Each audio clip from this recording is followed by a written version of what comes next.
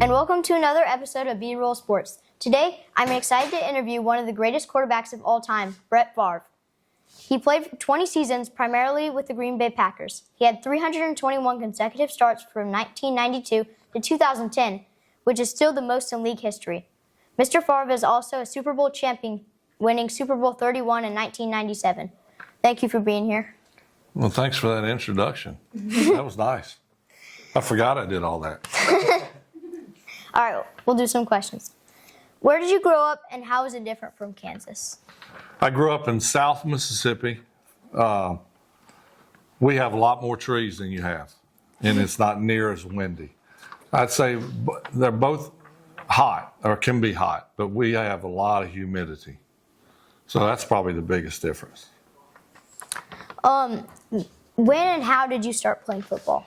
Well, my dad was a high school football coach for 35 years. My older brother, who was here, he played for my dad. I was next, and then my younger brother played for my dad. We have a sister who did not play football,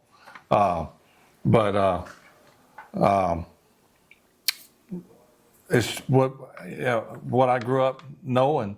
My dad coached football and baseball, so that's basically all I did. Yep, my dad throws a lot of, he's quarterback and I'll go run wide receiver or a lot of times in the backyard. Is that right? Are you any good? I mean, from what I think. Or are you better at doing interviews? I think I'm pretty good at doing both. There you go. I like it. Good answer. Growing up, what other sports did you play? Baseball, which was actually my favorite sport. I started when I was 8 years old, played till I was 18, was going to play baseball and football at Southern Miss, where I played college.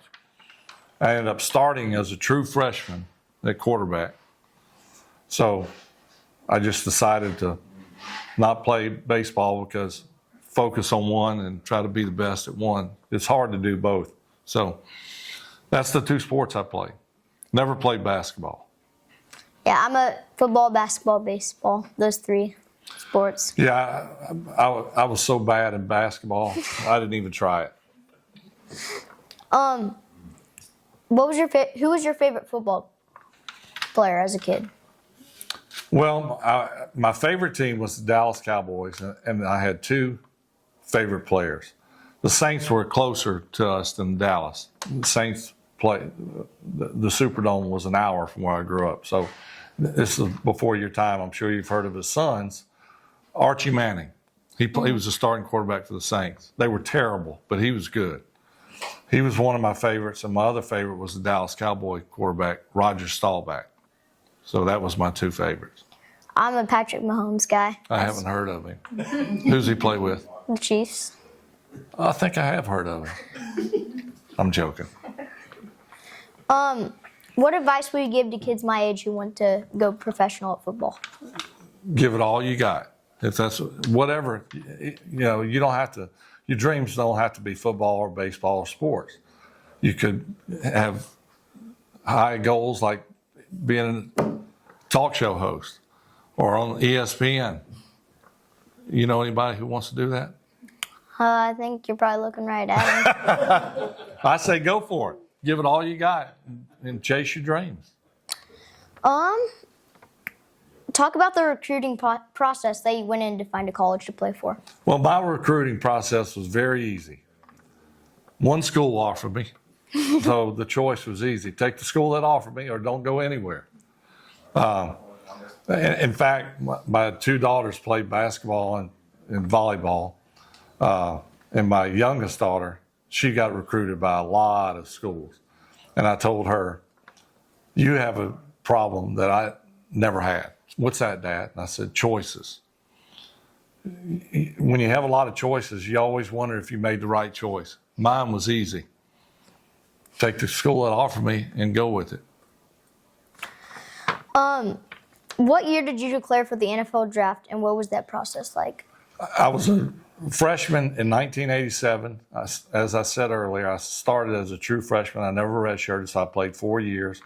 And I was drafted by the Atlanta Falcons in 1991. Is that right? That's right. So I think it was the 33rd pick in the draft, which was the second round.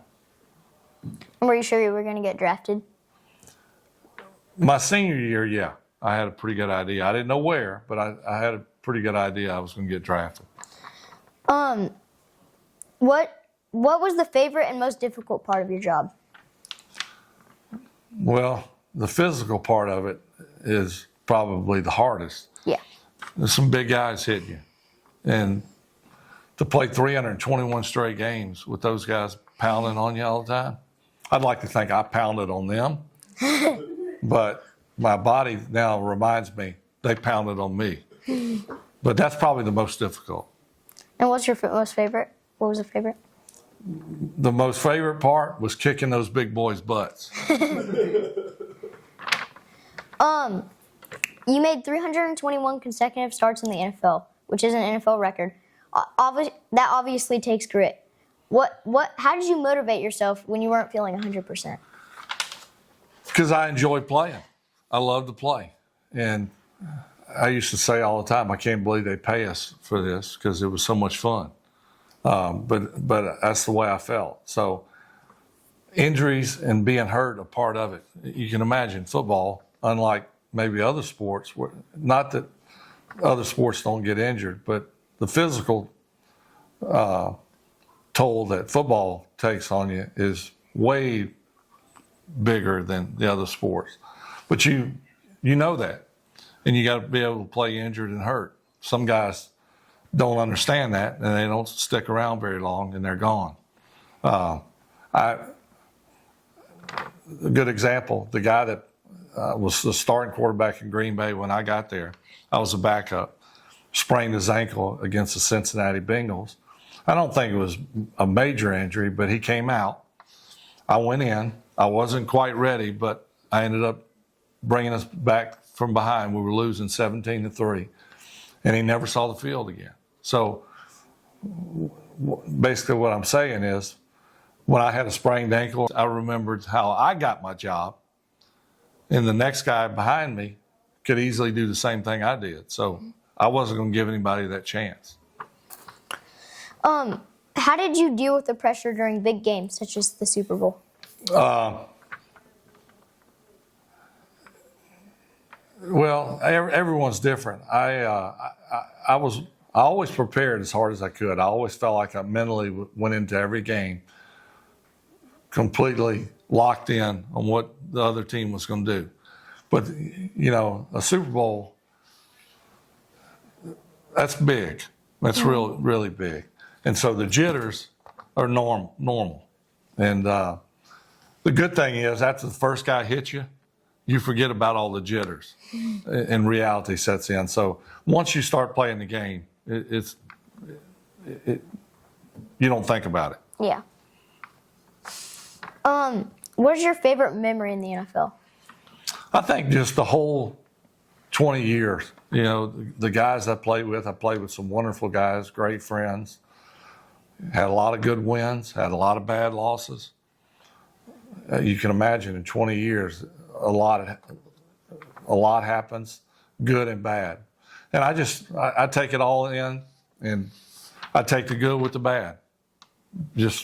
I just enjoyed the whole thing. I read that your Christian faith is important to you. It is to me as well. Talk about how that has influenced your playing career and life in general. Well,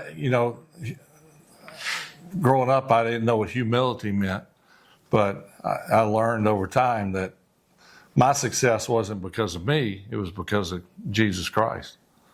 And without him, I don't think I'd be sitting here talking to you right now. Mm-hmm. So my faith is very important, as it is with my brothers and sister and my whole family. I don't think you can have success and be level-headed without it. Yeah, my whole family, Christian is a big part of their life too. Good deal. Now that you have retired, what are you involved outside of football? Well, I like to visit with my old buddy Bill over here. We like to hunt coyotes in Kansas, and deer hunt We've been deer hunted in Illinois and Kansas and wherever else we can go. So play golf, like to travel and see different places.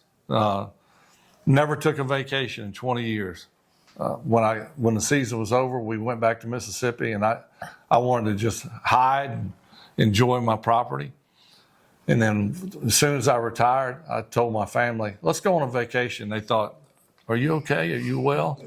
I said, I'm fine. They said, where you want to go? And I said, Yellowstone. I don't know why I picked Yellowstone. That was the first vacation we ever took, and we loved it. And since then, we've gone all over the place. So that's basically what I do. Did you go hunting today? If you want to call it that. I ended up playing solitaire in the stand most of the time. Don't tell no one that. And did you have any luck?